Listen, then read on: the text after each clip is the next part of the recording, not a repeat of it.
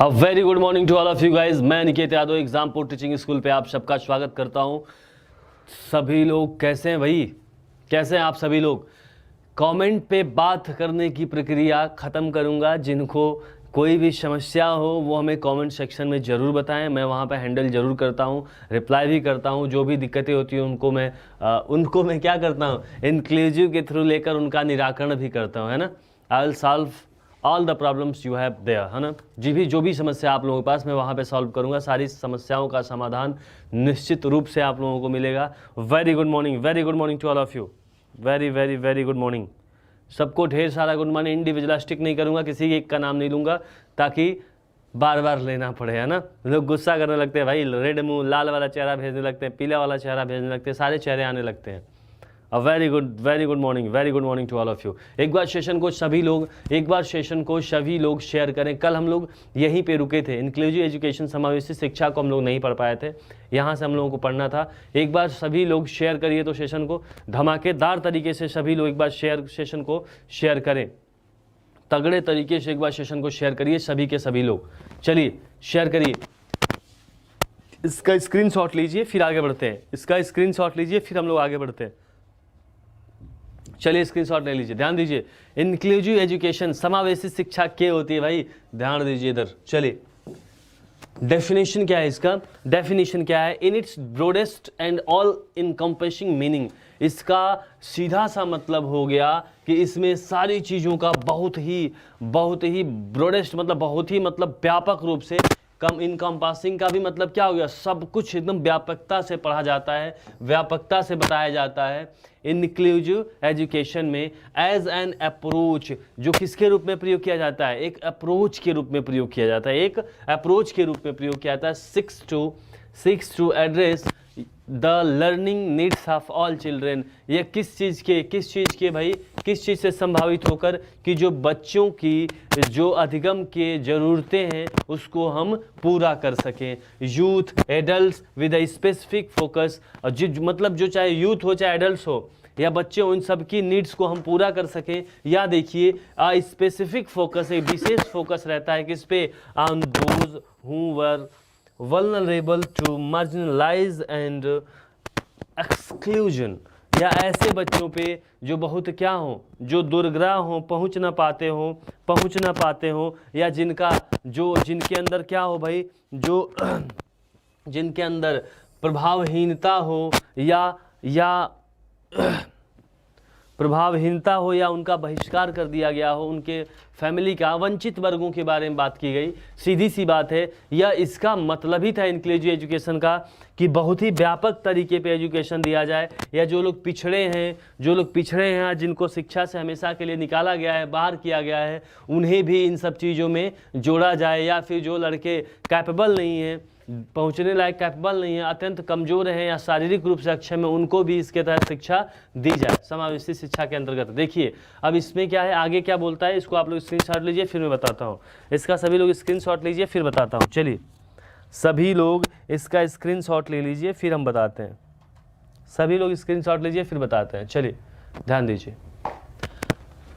अच्छा, इसको बताने से पहले मैं बताना चाहता हूँ कल दीपावली है, पता है ना आप लोगों को? कल क्या है? कल दीपावली है। तो आप लोग भाई पटाखे ना जलाइएगा यार। मैं रिक्वेस्ट करता हूँ इससे आप लोगों से कि पटाखे से थोड़ा बचिएगा, है ना। पटाखा बहुत ही लाभदायक नहीं है।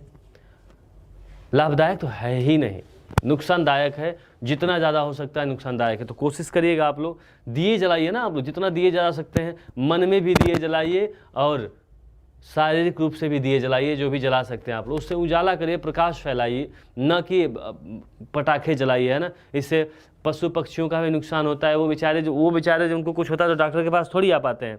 हमको आपको कुछ आ जाता है तो आप चले जाते हैं डॉक्टर के पास, नहीं पशु पक्षी कुछ होता है तो डॉक्टर के पास नहीं जाते। पक्षियों को होता नहीं जाते, वो मर जाते हैं बेचारे। और उन कर्म किसके होते हैं? हमारे होते हैं। तो कोशिश करिएगा जितना ज़्यादा हो आप लोग, जितना ज़्यादा हो, है ना, जितना ज़्यादा इकोसिस्टम को बनाए रखिएगा और पटाखे कम जलाइएगा, रिक्वेस्ट है मेरी। और wish you all the best and a very very prosperous Diwali to all of you.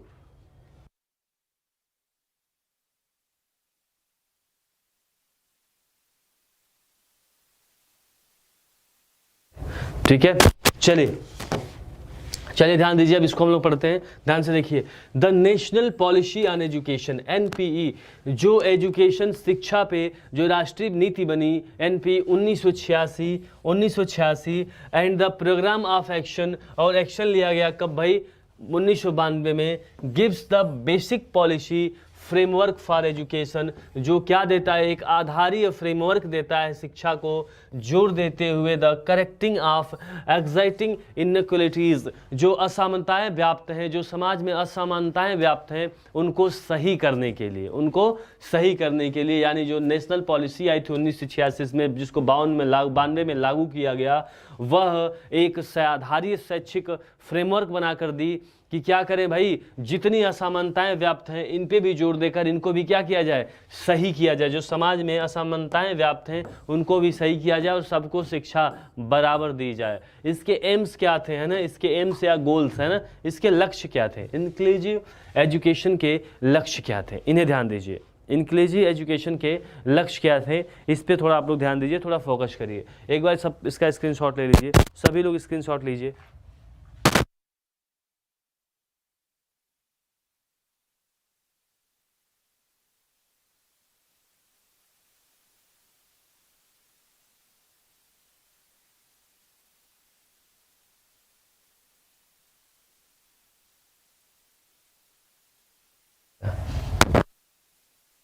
चलिए चलिए ध्यान दीजिए आप लोग, एम्स क्या थे इसके, देखिए पहला एम था recognising education for all children as a fundamental right, यानी सभी बच्चों तक शिक्षा को पहुंचा देना एक उसके मौलिक अधिकार के अंतर्गत,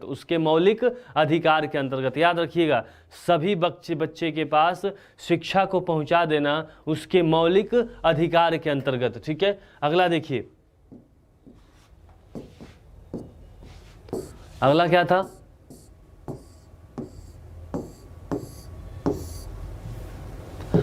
to ensure the inclusion of children and youth with disabilities in all available mainstream educational system, यानी जो बच्चे थे या जो यूथ थे, अगर उनको कोई डिसेबिलिटीज़ हो, उनके अंदर कोई अपंगता हो, है ना, तो उन्हें मुख्य धारा में लाया जाए। एजुकेशन के ऐसी सेटिंग बनाई गई थी इंक्लूसिव एजुकेशन में कि एक अगर हैंडीकैप्ड बच्चा भी है तो वो भी नॉर्मल बच्चों के साथ मुख्य धारा में लाकर उसको भी क्या किया जाए, पढ़ाया जा सके, समझ में आई बात। ये समावेशी शिक्षा के अंतर्गत हुआ था ये सब सारी चीज़ें। चलिए अब इसका आप लोग स्क्रीनशॉट लेना चाहते हैं तो ले लें, स्क्रीनशॉट लेना चाहते हैं तो आप लोग ले सकते हैं। चलिए देखिए, to promote an understanding of the paradigm shift for charity to development through a massive awareness motivation and sensitisation campaign, यानी ये कहा गया है कि बहुत ही उत्कृष्ट तरीके से लोगों में समझ विकसित किया गया। सर्व शिक्षा अभियान, सब पढ़े सब बढ़े, देखे होंगे ना आप लोग, कंपेगन चले, बहुत बड़े बड़े कंपेगन चले, बहुत ही व्यापक रूप से लोगों में जागरूकता लाई गई, मोटिवेशन किया गया। ये सारी चीज़ें उसमें पहले से ही शामिल थी कि अच्छे जो यूथ आइकॉन है, जो चेहरे हैं, जो ब्रांड हैं, उनको शामिल करके उनसे इसका प्रचार करवाया जाए। तो देखे भी होंगे आप लोग, बड़े बड़े एक्टर्स है ना, प्लेयर्स, सब लोग आए होंगे, लोगों को मोटिवेट किए होंगे, अवेयर किए होंगे कि शिक्षा आपका मौलिक अधिकार है, इसे आप जरूर लें, बच्चे को स्कूल भेजें, ये एटसेट्रा, ये सारी चीज़ें, वो सारी चीज़ें इसमें शामिल की गई थी, प्लान की गई थी, ठीक है। चलिए अब देखिए इसका महत्व क्या है, इंपॉर्टेंस क्या, what is the importance of inclusive education, let's see. Inclusive education results in improved social development and academic outcomes for all learners. जो समावेशी शिक्षा है यह क्या परिणाम देती है, देखिए यह परिणाम देती है एक सौहार्द सामाजिक विकास की, और एकेडमिक आउटकम्स, जो एकेडमिक बच्चे आते हैं वो भी कैसे होंगे, वेल मैनर्ड होंगे फॉर ऑल लर्नर्स। किसके लिए भाई, सारे जो सीखने वाले, जो अधिगम से जो स्रोत सीखने वाले हैं, जो अधिगम करने वाले हैं, उन सब के लिए क्या फ़ायदेमंद है कि इनकी एजुकेशन को क्या बना देती है, उनके सामाजिक विकास और एकेडमिक विकास को क्या कर देता है, उन्नत कर देता है, एडवांस कर देता है, ठीक है, एडवांस कर देता है। चलिए इसका आप लोग स्क्रीनशॉट ले सकते हैं, स्क्रीनशॉट ले सकते हैं इसका। चलिए, इसका आप लोग स्क्रीनशॉट ले सकते हैं। वही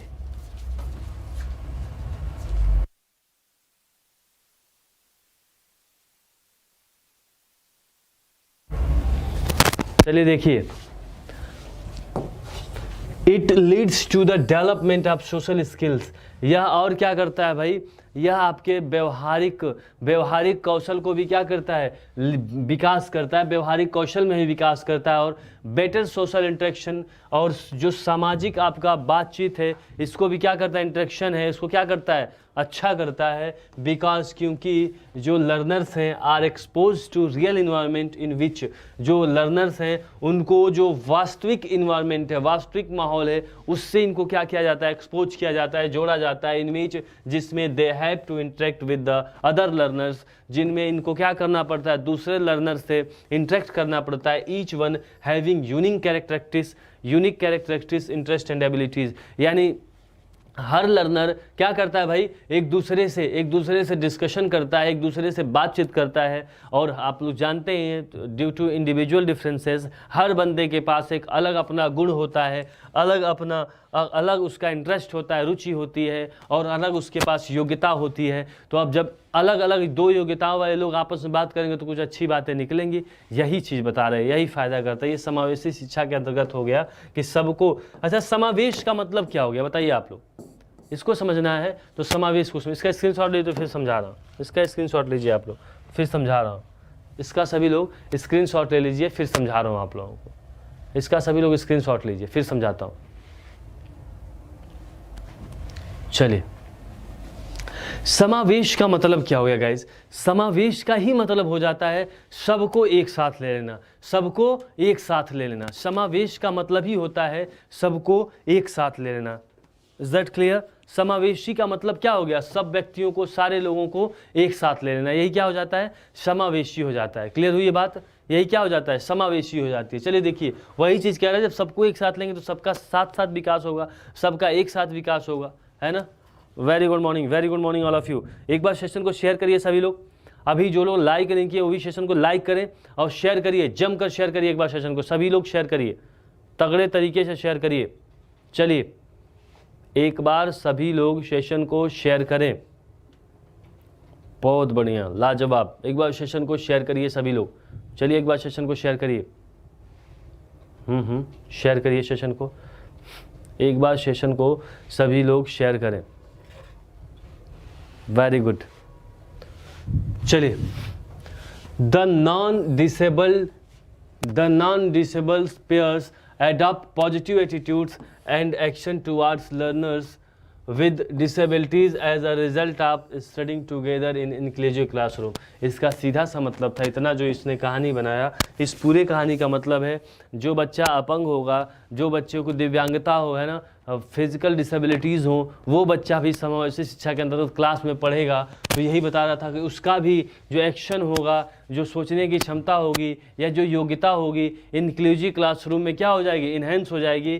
क्या हो जाएगी भाई, इन्हेंस हो जाएगी या बढ़ जाएगी, उसकी भी क्षमता का विकास होगा। अब देखिए, टारगेट ग्रुप, किसको टारगेट किया गया था ये ध्यान रखिए, ये बताएगा किसको टारगेट किया गया था, इसे याद रखिएगा आप लोग। टारगेट किसको किया गया था इसके अंतर्गत, ये ध्यान दें आप लोग। इसका स्क्रीनशॉट लेना है तो ले सकते हैं आप लोग, इसका स्क्रीनशॉट लेना है तो ले सकते हैं आप लोग। चलिए बताइए, किसको टारगेट किया गया था, स्क्रीनशॉट लेना है तो आप लोग ले सकते हैं, देख लीजिए। चलिए देखिए, स्क्रीनशॉट लीजिए। इन्फेंट्स, शिशु और बच्चे with special needs in the age of groups 0 to 6 year. यानी जो बच्चे हैं 0 से 6 ईयर के बीच में, उन पे विशेष ध्यान की देने की ज़रूरत होती है। कब से भाई, 0 से 6 ईयर तक के बच्चों को, शिशु को या बच्चों को, उनको विशेष ध्यान देने की ज़रूरत होती है, स्पेशल नीड्स होती है। ठीक है, कुछ विशेष आवश्यकताएं होती हैं, उनकी मूलभूत आवश्यकताएं होती है, ध्यान रखिए।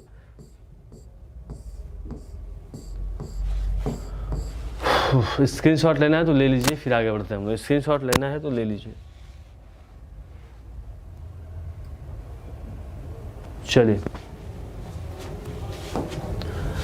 Children with special needs in the age of group 6 to 14 years.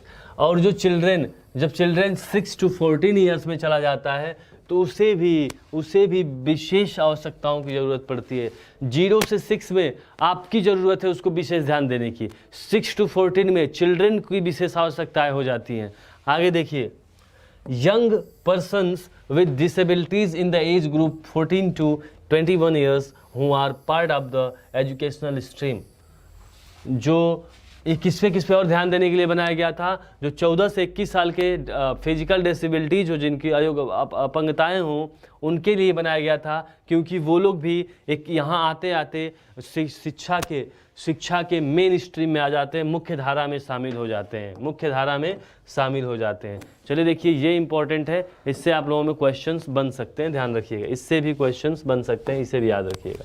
The person with disabilities act, मतलब जो डिसेबिलिटीज़ एक्ट बना था 1995 में, ये प्रोवाइड करता है for access to free education in an appropriate environment for children with disabilities till they attain the age of 18 years. जब तक जो शारीरिक रूप से अपंग बच्चा है, जब तक वो 18 साल का नहीं हो जाता है, मतलब जब तक 18 साल का नहीं हो जाता है तब तक उसको शिक्षाएं क्या दी जाएंगी, फ्री दी जाएंगी। जितनी शिक्षा ग्रहण करना चाहता है 18 साल के अंतर्गत ग्रहण कर सकता है, और उसको शिक्षाएं क्या होंगी, फ्री होंगी। ये कब आया भाई, ये भी इंपॉर्टेंट याद रखिएगा। कौन सा एक्ट है, the persons with disabilities act 1995 में। ये भी क्वेश्चन बन सकता है, याद रखिएगा भाई, याद रखिएगा। आप लोग गलती करेंगे पछताएंगे, भूलेंगे तो पछताएंगे 100%। देखिए, अब ये तो मैंने अलाउ कर दिया है, तो ये तो पूछना ही नहीं है भाई, ये तो पूछना ही, ये तो बहुत इंपॉर्टेंट है। The national policy on education 1986, national policy education कब आया भाई, 1986। अब ये क्वेश्चन क्या बनेगा भाई, is a landmark in the history of education. याद रखिएगा, what is the landmark in the history of education. History of education, शिक्षा के इतिहास में किसे एक लैंडमार्क बोला गया, किसे बोला गया भाई, तो किसे बोला गया बताइए, the national policy on education 1986 को। याद रखिएगा इस चीज़ को, मन करे तो स्क्रीनशॉट ले लीजिए, लेकिन याद रखिएगा। मैं तो यही कहूँगा कि इस चीज़ को आप लोग क्या करेंगे, याद रखेंगे, ठीक है, याद रखेंगे। चलिए ध्यान दीजिए, आगे ध्यान दीजिए आप लोग, थोड़ा सा हम लोग इसे पढ़ लेते हैं। क्रिटिकल पीरियड हाइपोथेसिस, ये परिकल्पनाएं हैं, सीपीएस जिसको बोला जाता है, क्या बोला जाता है, सीपीएस बोला जाता है। ये सब परिकल्पनाएं हैं, देखिए ध्यान से, इसका स्क्रीनशॉट लीजिए, सभी लोग।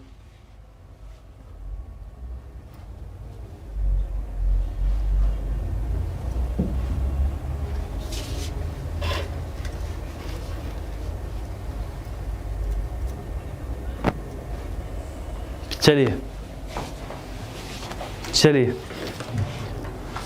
अब समझिए इसे, अब सभी लोग समझिए इसे।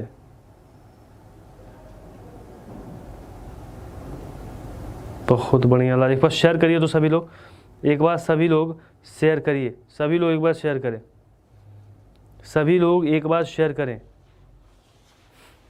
देखिए, द क्रिटिकल पीरियड हाइपोथेसिस, जो क्रिटिकल पीरियड हाइपोथेसिस है, परिकल्पना है, जो एक सघन परिकल्पना है भाई, ये क्या कहती है, वाज प्रपोज, जिसने प्रस्तावित किया, ये किसके द्वारा प्रस्तावित किया गया है, बाय लिंग्विस्ट, भाषाविद एरिक लैंडबर्ग के द्वारा 1967 में एरिक लैंडबर्ग ने क्रिटिकल सीपीएस दिया, क्रिटिकल पीरियड हाइपोथेसिस दिया।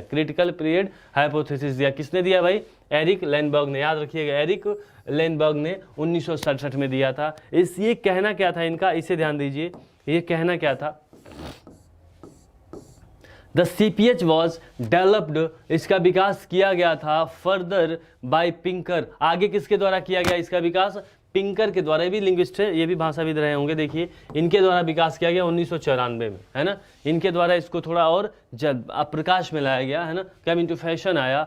होम प्रपोज, जिन्होंने यह दावा किया था कि लैंग्वेज एक्विजिशन, भाषा का अर्जन, इज गारंटेड, यह बहुत ज़्यादा जरूरी है ड्यूरिंग चाइल्डहुड, बचपन में, बच्चे के चाइल्डहुड में यानी बचपन में, किशोरावस्था में भाषाई अर्जन बहुत ज़रूरी है, बहुत ज़रूरी है। प्रोग्रेसिवली, जैसे जियो पैराडाइज अंटिल पबर्टी एंड्स, अगर ये इसको मतलब प्रोग्रेस नहीं किया गया तो ये खतरनाक बन जाएगा। जियो मतलब खतरनाक होता है, जियो JIO आप लोगों को मिला है ना, ये क्या दे रहा है JEO, याद रखिएगा थोड़ा सा बस अंतर है। तो जियो के चक्कर में आप लोग पढ़िए मत, नहीं तो फिर बहुत दिक्कत हो जाएगी, है ना।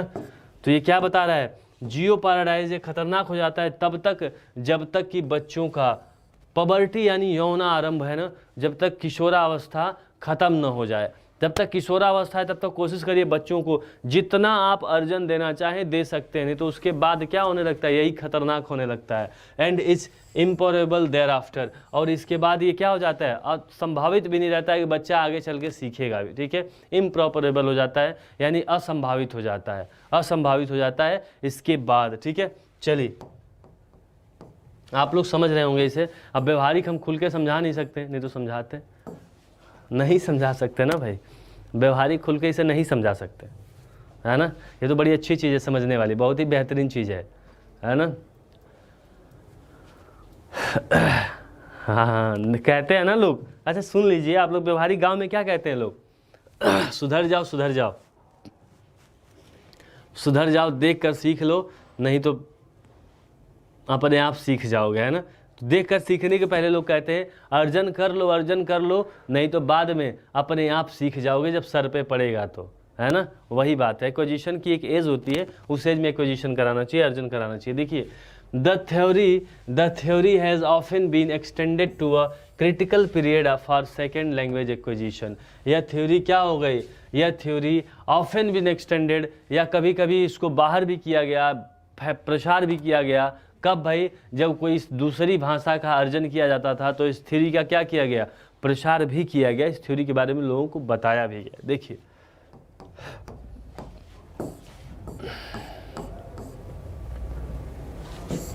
अब मेटालिंग्विस्टिक एलिमेंट, ये एलिमेंट्स क्या क्या होते थे, मेटालिंग्विस्टिक एलिमेंट्स क्या होते थे, यानी शिक्षा को जो नहीं कहते थे आप लोग मूर्त से अमूर्त वाला मैटर, मूर्त करके सिखाया जाना, वही सब चीज़ें क्या आते थे, मेटालिंग्विस्टिक एलिमेंट्स में आते थे। एक बार इसका आप लोग स्क्रीनशॉट ले लीजिए सभी लोग, एक बार सभी लोग स्क्रीनशॉट लीजिए, सभी लोग एक बार स्क्रीनशॉट लीजिए।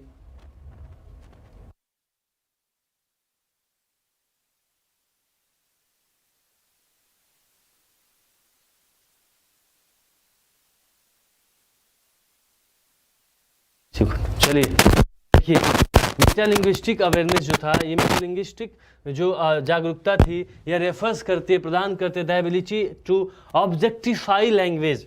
भाई मेटालिंग्विस्टिक का मतलब, मेटल जब शब्द आता है इसका मतलब क्या होगा, जब भी मेटल आएगा तो उसे आप क्या करेंगे, वस्तु के रूप में देखेंगे। मेटल वस्तु के रूप में तो आएगा मूर्तिक तरीके से, तो वही कह रहा है कि लैंग्वेज को क्या करेगा, ऑब्जेक्टिफाई करेगा as a process as well as a thing.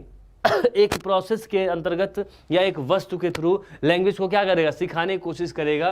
The concept of metalinguistic awareness is helpful to explaining the execution and transfer of linguistic knowledge across languages. यानी अगर जो आपका कहने का सीधा सा मतलब है, जो हम भाषा बोलते समय हाव भाव का यूज करते हैं या कुछ हम चीज़ें दिखा कर बताते हैं, ये सारी चीज़ें क्या होती हैं, किसी भी भाषा का प्रसार करने के लिए बहुत ज़्यादा इम्पॉर्टेंट होती हैं, बहुत ही ज़्यादा इम्पॉर्टेंट होती हैं। यही आपको मेटालिंग्विस्टिक एलिमेंट्स के थ्रू बताया गया। देखिए, an awareness that language has a potential greater than its simple symbols, an awareness that language has a potential, ये कहा गया, ये जागरूकता फैलाई गई इसमें कि जो भाषा है ना, भाषा के जो सिंबल है उससे ज़्यादा महत्वपूर्ण जो भाषा की समझ है, जो भाषा का भाव से जितना भाषा को समझाया जा सकता है, इस स्पेशली इंग्लिश को जितना इसके भाव से समझाया जा सकता है उतना इसके सिंबल से नहीं समझाया जाता है। जैसे आज तक इतने बड़े आप लोग हो गए, बहुत कम लोग जानते होंगे STH को समथिंग भी कहते हैं, STH को समथिंग भी कहते हैं, लेकिन समथिंग सबको पता होगा, है ना। तो ये समझ है, और ये क्या है, ये सिंबल है। SB को somebody कहते हैं ना, तो कम लोग जानते होंगे, लेकिन ये सिंबल है और ये क्या है, समझ है। समझ गया ना इस चीज़ को, यही चीज़ थी। चलिए यही चीज़ थी। एक बार सेशन को आप लोग लाइक करें, जो लोग लाइक नहीं किए।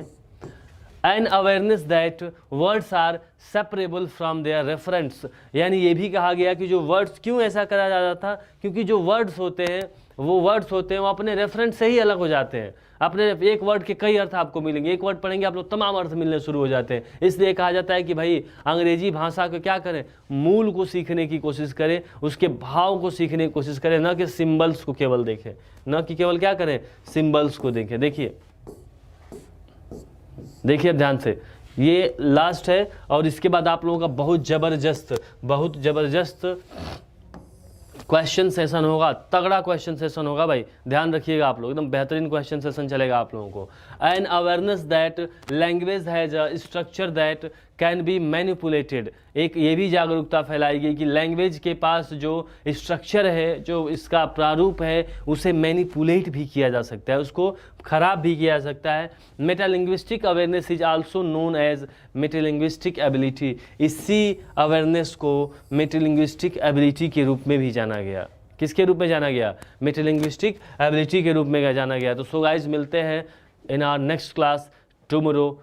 सो keep healthy, keep well, a very good morning to again all of you। अब सेशन को आप लोग बताते रहें कैसा लगता है कैसा नहीं लगता है। मिलते हैं अगले क्लास में। Thank you guys.